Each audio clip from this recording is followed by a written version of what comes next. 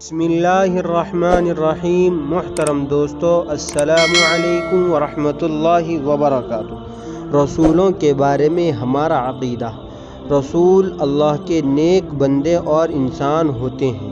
اللہ تبارک و تعالی انہیں اپنے بندوں تک احکام پہنچانے کے لیے مقرر فرماتا ہے۔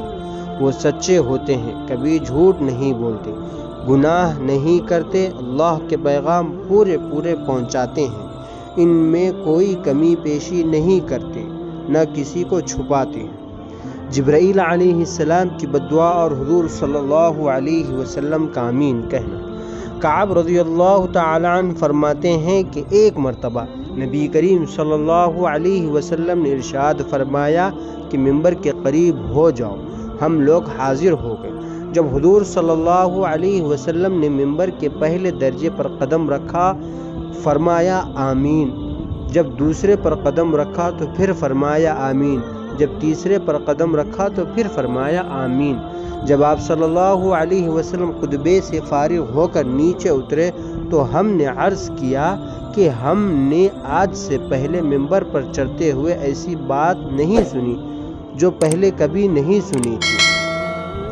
آپ صلی اللہ علیہ وسلم نے ارشاد فرمایا کہ اس وقت حضرت جبرائیل علیہ السلام میرے پاس آئے تھے۔ جب پہلے درجے پر قدم رکھا تو انہوں نے کہا، ہلاک ہو جائے وہ شخص جس نے رمضان المبارک کا مہینہ پایا پھر بھی اس کی مغفرت نہ ہوئی۔ میں نے کہا آمین۔ پھر جب میں دوسرے درجے پر چڑھا تو انہوں نے کہا، ہلاک ہو جائے وہ شخص جس کے سامنے آپ کا ذکر مبارک ہو اور وہ درود نہ بھیجے۔ میں نے کہا آمین۔ جب میں تیسرے درجے پر چڑھا تو انہوں نے کہا، ہلاک ہو جائے وہ شخص جس کے سامنے اس کے والدین یا ان میں سے کوئی ایک بڑھاپے کو پائے اور وہ اس کو جنت میں داخل نہ کرائے۔ میں نے کہا آمین۔